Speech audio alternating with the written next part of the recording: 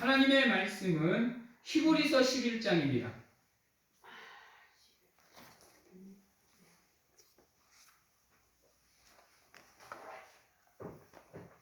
히브리서 11장 1절에서 3절 그리고 6절 말씀을 저희들이 보도록 하겠습니다.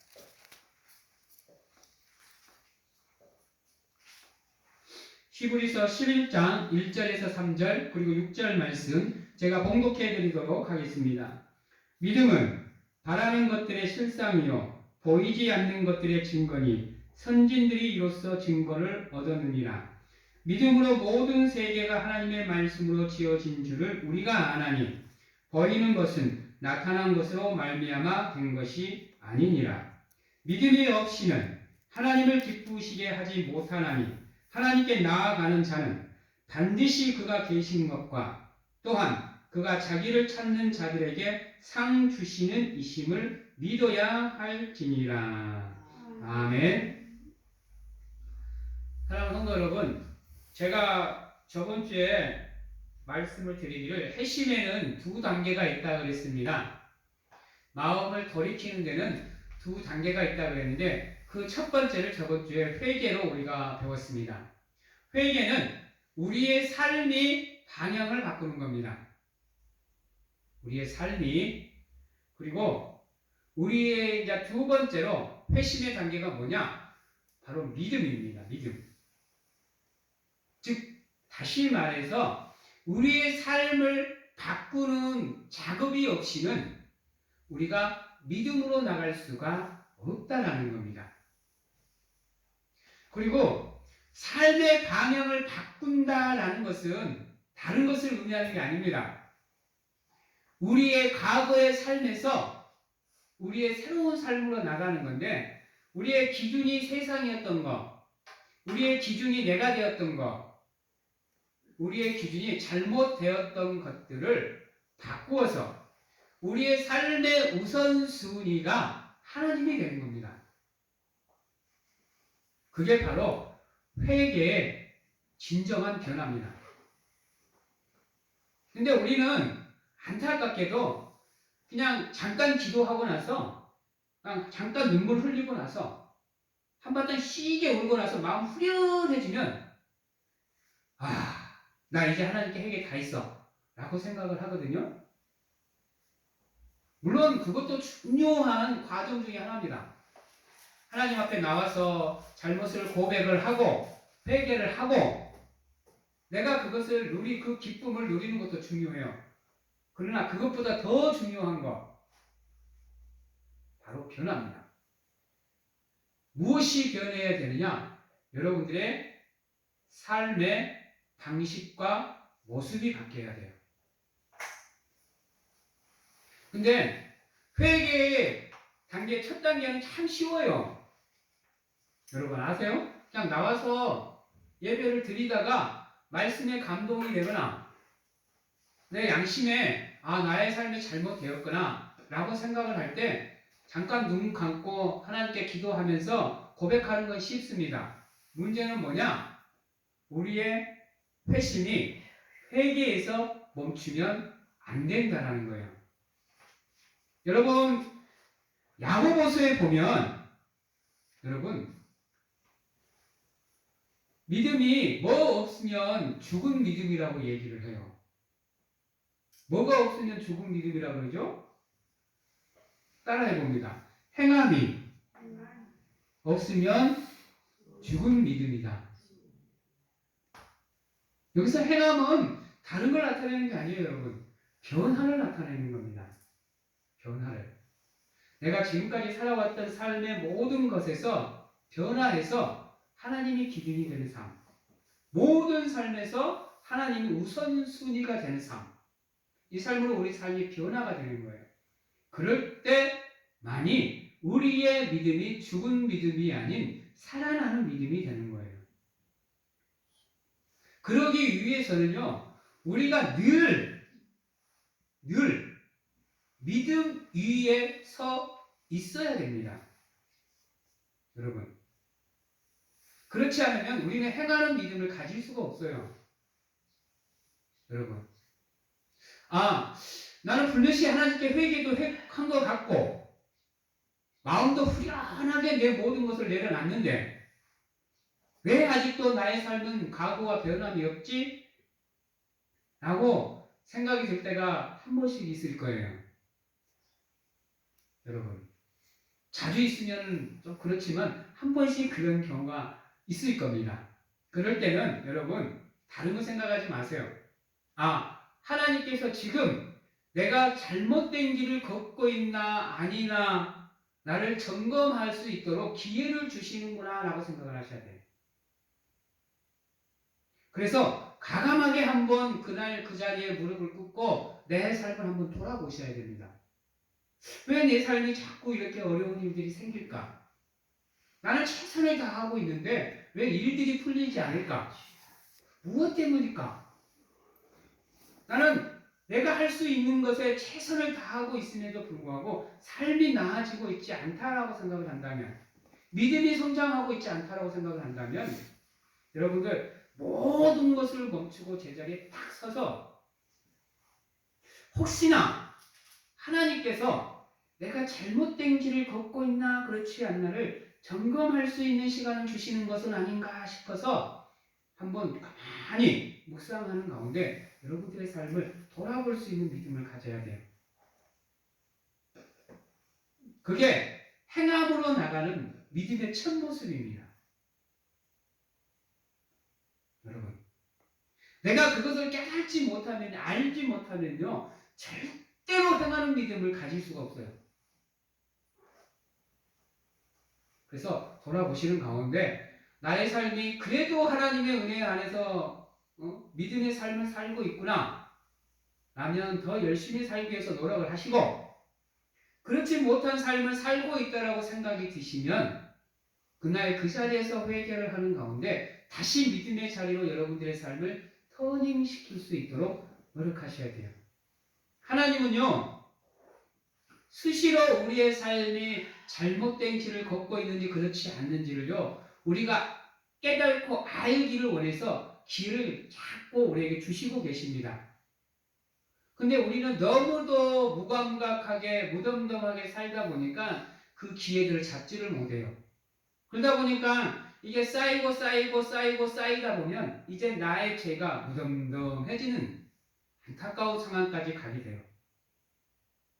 그래서 틈틈이 우리 기독교인들이 기도를 해야 되는 이유가 거기 있어요. 민감하게 반응하는 가운데 나의 삶의 길을 돋보기처럼 관찰해 보시려면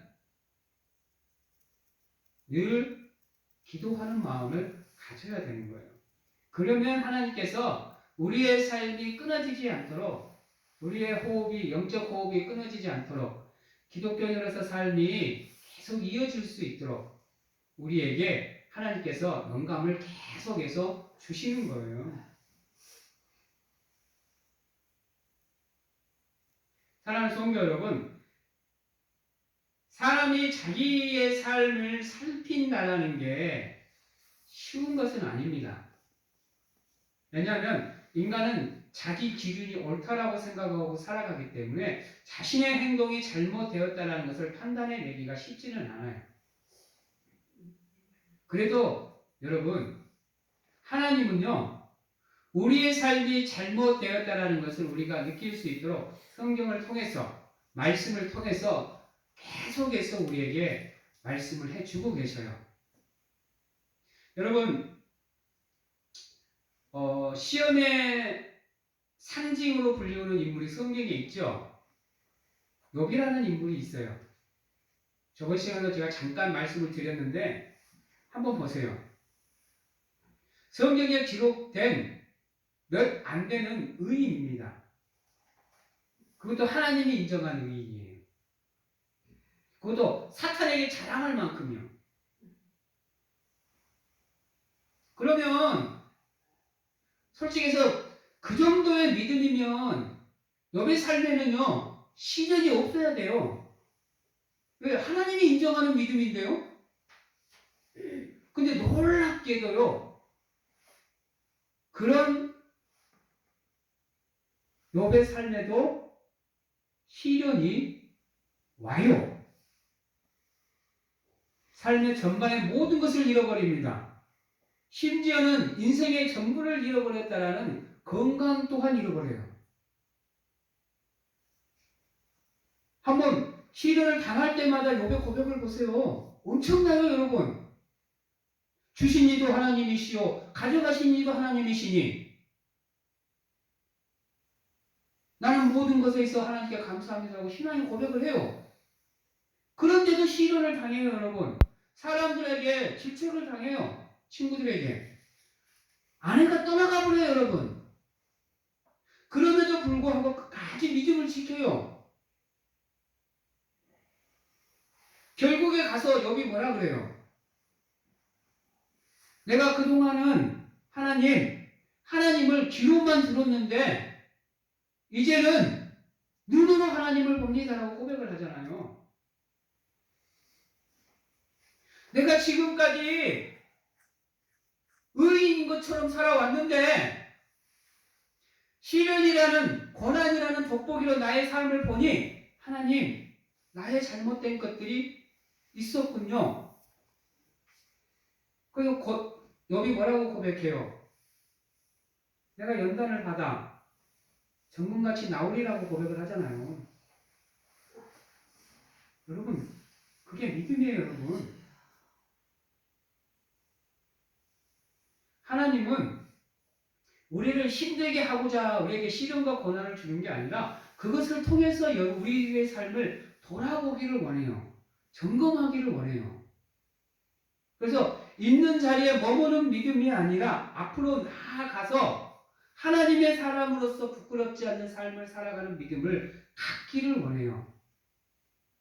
그게 바로 행하는 믿음이고 그게 바로 성장하는 믿음이고 그게 성숙하는 믿음이에요, 여러분. 그래서 틈틈이 여러분들의 삶을 돌아볼 수 있도록 노력을 하셔야 됩니다. 여러분, 회개는 죄의 자리에서 떠나는 겁니다. 여러분, 그래서 우리의 삶이 하나님의 은혜에 안착하게 하는 행위가 회개예요. 회개가 떠나는 거라면 믿음은 향하는 거예요. 우리의 마음이 세상으로 향해져 있던 그 마음이 돌이켜 하나님으로 향하게 만드는 것. 이게 믿음이에요, 여러분. 그게 믿음입니다. 우리의 믿음뿐만 아니라 우리의 삶의 모든 것이 다 하나님을 향해 있어야 돼요.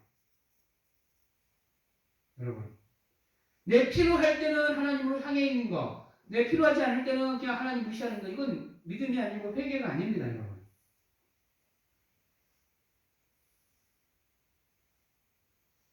그래서 우리가 온전한 믿음 위에 서 있을 때 우리의 모습을 바라보고 하나님이 기뻐하시는 거예요. 근데 이 믿음에는 두 가지가 필요해요. 하나는 하나님이 계신 것을 믿으셔야 돼요. 바꾸면 지금도 하나님이 살아계셔서 나와 함께 하신 것을 믿으셔야 된다는 거예요. 우리는 모르겠습니다. 우리 사랑하는 성도님들은 다 그것을 믿겠죠? 지금도 하나님이 살아계셔서 나와 함께 하심을 믿으실 거예요. 그렇죠? 그걸 믿는 사람은요, 인생을 대충 살 수 없어요, 여러분. 아세요? 인생을 함부로 살 수 없습니다. 인생을 형식적으로 살 수가 없어요, 여러분. 하나님이 지금도 살아계셔서 나와 함께 하심을 믿는 사람이 어떻게 믿음 생활을 대충 해요? 여러분, 생각을 해보세요. 지금도 눈 한 번 깜빡이지 않고 나를 바라보고 계실 그 하나님을 믿는 사람이 어떻게 잘못들을, 범죄를, 죄를 쉽게 지어요? 그리고 두 번째, 하나님은, 살아계시는 하나님은 자기를 찾는 사람들에게는 반드시 은혜와 복을 내려주심을 믿으셔야 돼요, 여러분. 그걸 안 믿으니까 여러분들이 기도를 안 하는 거예요. 왜? 해봤자 말짱 도는 것 같거든요. 내가 생각하기에 이 삶의 무게가 이렇게 큰데 인간의 생각으로는 도저히 불가능한데 이걸 하나님이 할 수 있을까? 여러분, 이게 정말 중요한 겁니다, 여러분. 우리가 기도할 수 없고 기도를 안 하는 이유는 거기 있어요, 여러분.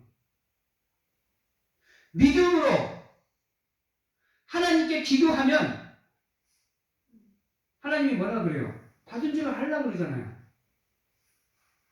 믿겨요? 여러분? 우리가 기도해도 해결되지 않은 문제들이 얼마나 많아. 정말로 더디 기도 응답이 오는 경우가 얼마나 많아요. 때론 지치잖아요. 피곤하잖아. 여러분. 몇 번, 골백 번, 걸천 번을 기도해도 나아지지 않는 삶의 현장이 여러분 녹록지 않은 거예요. 몰라. 삶의 현장이 여러 가지 문제 없이 그냥 순수하게 이루어진다 그러면 별 문제가 안 되죠. 세상은 우리를 가만두지 않는다니까요. 우리가 죄를 지을 수밖에 없게 만들어요. 근데 감당이 안 되는 삶의 무게 현장 속에서 어떻게 기도가 쉽게 나와요, 여러분? 성경은 말하잖아요. 오래 참아라. 인내해라. 말이 쉽죠, 여러분? 그렇죠? 오래 참는 게 쉬워요? 기도 응답이 올 때까지 버티고 버텨내는 게 얼마나 힘든데요, 여러분? 근데요, 반드시 하나님은 하나님을 믿는 자에게, 하나님을 찾는 자에게 상 주시는 이심을 믿고 기도하면 여러분, 힘든 가운데에서도 버틸 수 있습니다. 특히 나의 인생이 벼랑 끝에 서 있을 때는요. 정말로 벼랑 끝에 서 있을 때는요. 인간은 초인적인 능력을 발휘해요, 여러분.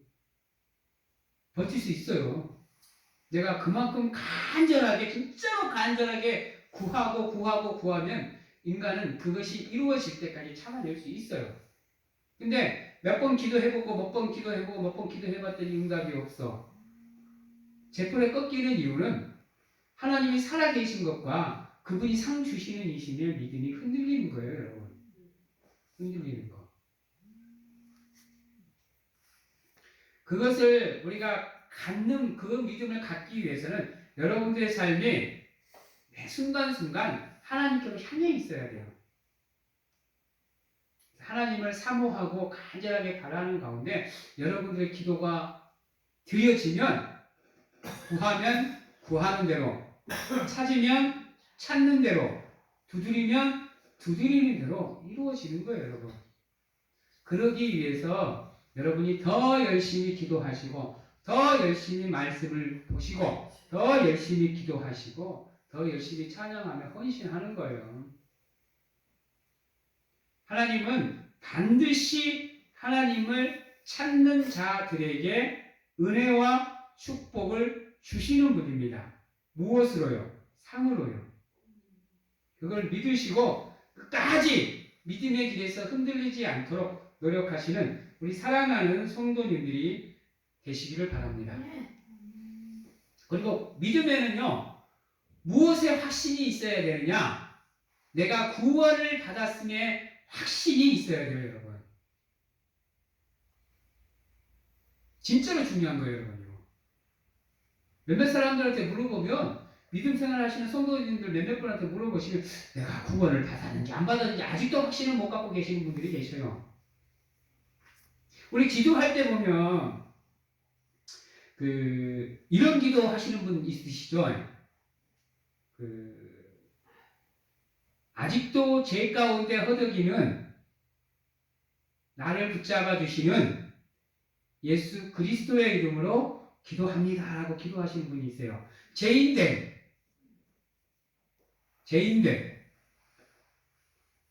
그래서 아직까지도 우리의 삶이 죄에서 해방이 되지 않은 것처럼 기도하시는 분들이 참 많아요. 그거는 여러분 자신의 삶이 구원을 받았는지 안 받았는지를 확신이 없어요, 여러분. 물론 우리 인간의 번연됨이 죄인인 건 맞아요, 여러분. 그것은 우리가 하나님이 이 세상에 임하셔서 그 하나님의 손잡고 천국에 임하실 때까지는 변함이 없는 거예요, 여러분. 우리 인간의 정체성이에요, 그거는.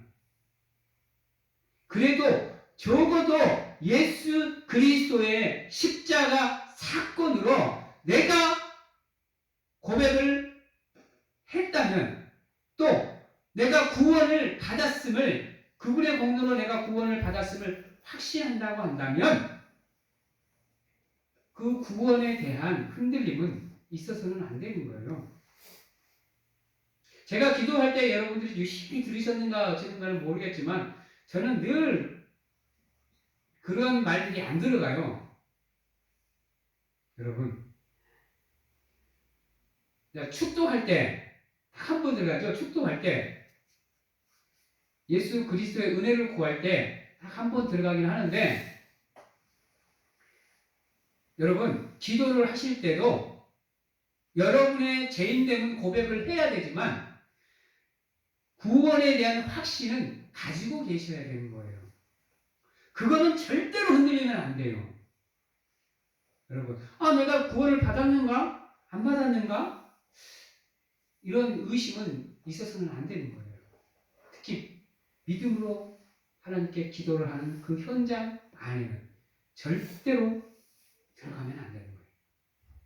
기도하시되 믿음으로 내가 구원을 받았음을 확신을 가지시고 기도하는 가운데 하나님을 찾는 이에게는 반드시 하나님이 응답해 주신다라는 믿음을 가지고 끝까지 기도하셔야 되는 거예요.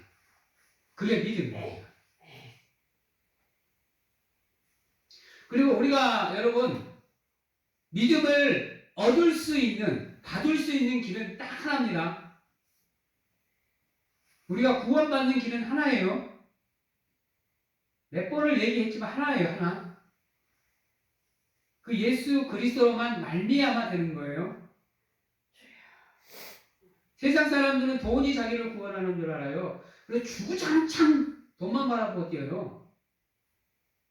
안 그래요, 여러분? 여러분들 어렸을 때부터 구원열차라는 노래 수없이 불러오셨죠? 돈으로도 안 돼요. 지식으로도 안 되고요. 잘생겨도 안 돼요.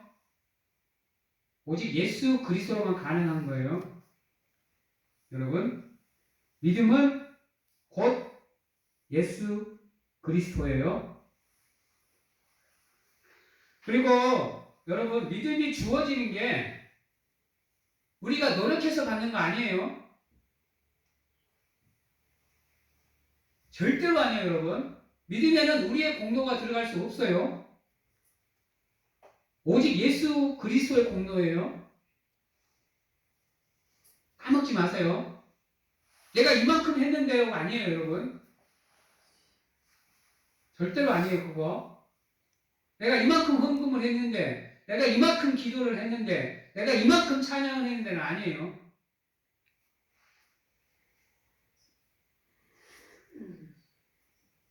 여러분, 그 믿음에는 정도라는 게 있어요. 이거만 하고 마치죠. 여러분, 믿음에는 정도라는 것이 있는데, 믿음의 정도라는 것은 분량하고 정도는 아니에요. 우리 믿음의 분량이라고 얘기하죠. 그 믿음의 분량에는 4가지가 있어요, 여러분. 잘 들어보세요. 내 믿음의 분량이 어디에 속하는지. 자, 작은 믿음이 있어요. 그 베드로가 물 위를 걷다가 빠졌을 때 예수님이 이렇게 얘기해요. 작은 믿음이라고. 그리고 연약한 믿음이 있어요. 바울이 교회를 향해서 했던 말이에요. 연약한 믿음. 그 윗단계, 그 다음에 또 다음 그 단계가 헛된 믿음이라는 게 있어요. 헛된 믿음. 그리스도의 부활을 절대로 믿지 않을 성도들을 향해서 바울이 얘기했던 거예요. 그리고 죽은 믿음이 있어요. 이건 야고보가 야고보서를 향해서 했던 얘기예요. 여기 네 가지 중에 단 하나라도 속한다면 여러분들은 믿음 생활을 제대로 하고 있지 않는 거예요.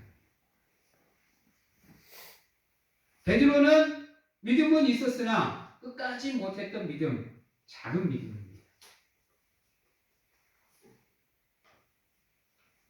그리고 믿음의 정도가 있어요.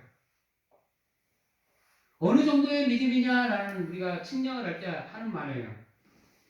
첫 번째가 큰 믿음이에요. 큰 믿음. 백부장이 예수 그리스도를 찾아왔을 때 예수님이 하신 말씀이에요. 그 다음에 충만한 믿음이 있어요. 7 지사를 선택할 때 하셨던 말씀이에요.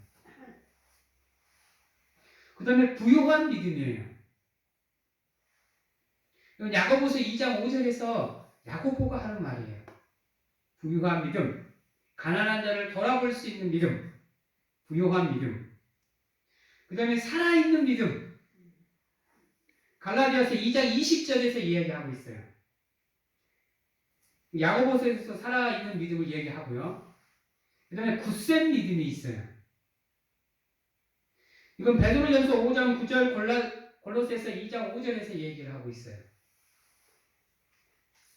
그 다음에 보배로운 믿음이 있어요.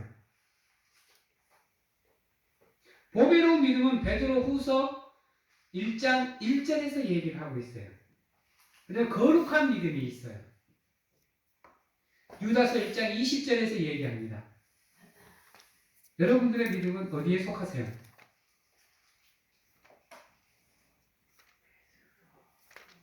여러분, 큰 믿음, 충만한 믿음, 부요한 믿음, 살아있는 믿음, 굳센 믿음, 보배로운 믿음, 거룩한 믿음 중에 하나는 여러분들이 속하셔야 돼요.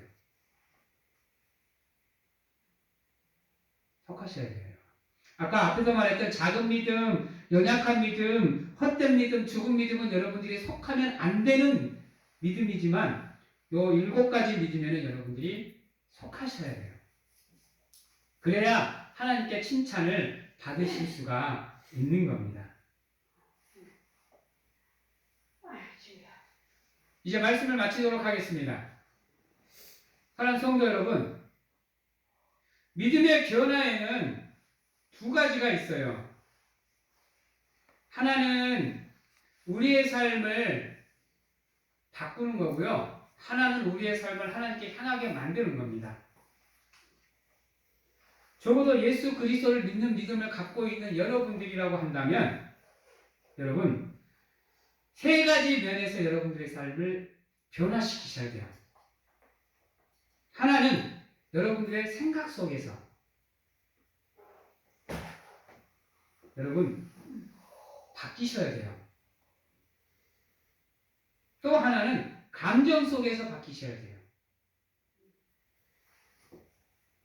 또 하나는 여러분들의 의지 속에서 바뀌셔야 돼요.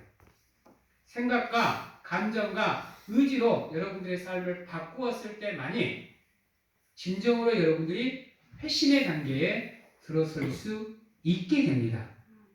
그러면 여러분들이 중요한 믿음의 경주를 시작할 수 있도록 출발점에 서시게 되는 거예요.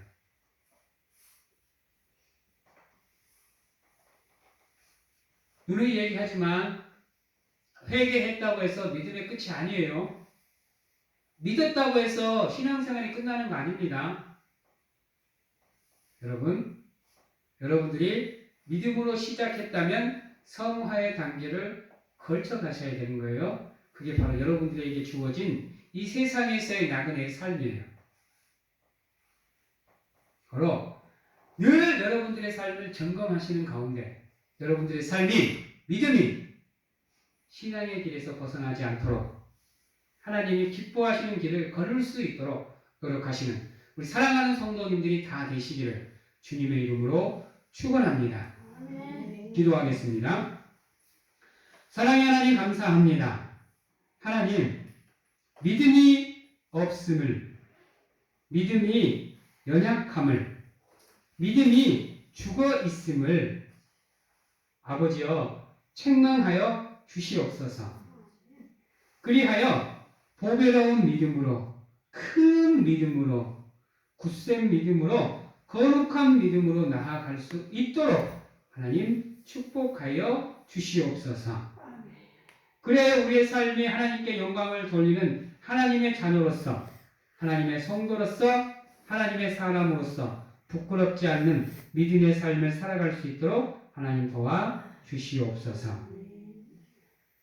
지금은 우리를 죄에서 구원하시기 위해 이 땅에 오신 예수 그리스도의 은혜와 세상 끝날까지 우리와 함께 하시는 가운데 안아주시고 품어주시는 하나님 아버지의 사랑하심과 세상 어느 곳에 가서 무엇을 하든지 간에 우리를 지키시고 보호하시는 성령님의 교통하심이 오늘 이 자리에서 믿음의 현장에서 삶의 현장에서 온전히 하나님께로 우리의 삶을 터닝시킬 수 있도록 노력하겠노라고 확신하고 결단하는 귀한 하나님의 성도님들 머리 위에와 가정과 직장, 자녀와 건강 위에 지금부터 영원토록 함께 하시기를 축원하옵나이다.